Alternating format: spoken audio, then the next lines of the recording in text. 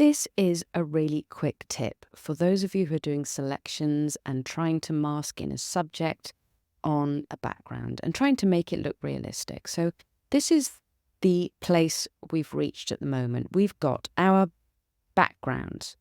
This is the backplate that the client wants me to superimpose our doggo. If we disable the layer mask, you can see this is the image that she shot, but she wants it on the dark background. She has hired me to do this for her. So let's enable that mask so we can see. Now what I did, how did I get this mask? I used the pen tool and I traced carefully around the dog and the sofa. But as you can see, obviously, it's very difficult to get an exact outline without having some of the original background bleeding through. So how do we mask that out? Well, what I did was I made my selection, and then instead of cutting out the dog and pressing Command J to have a separate layer, a pixel layer of just the dog, I masked the dog. So I had my selection. I then clicked the mask layer, and that created this mask. Now I want to refine the mask. Now you can go into the Refine Mask tool and you can do it that way. But you can also use this hack, which I love to do, which is to go into the mask, select the brush tool, set the brush to overlay, and then paint in black with the overlay tool. Now, what's the difference? Well, if we just had this on normal and we painted in black, that's what's going to happen.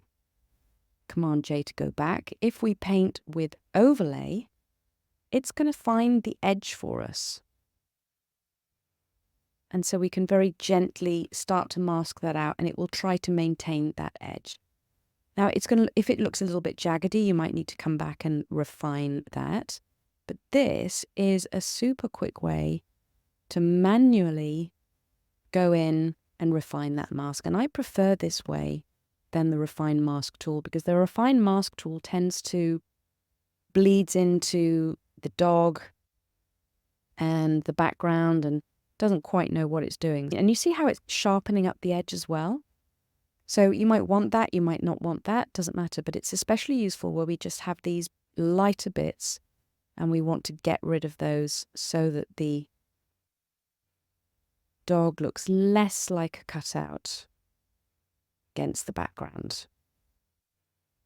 Another tool is to use the smudge tool, and you can take that smudge brush and just push, make sure that you're selected on the mask, and just push that mask in.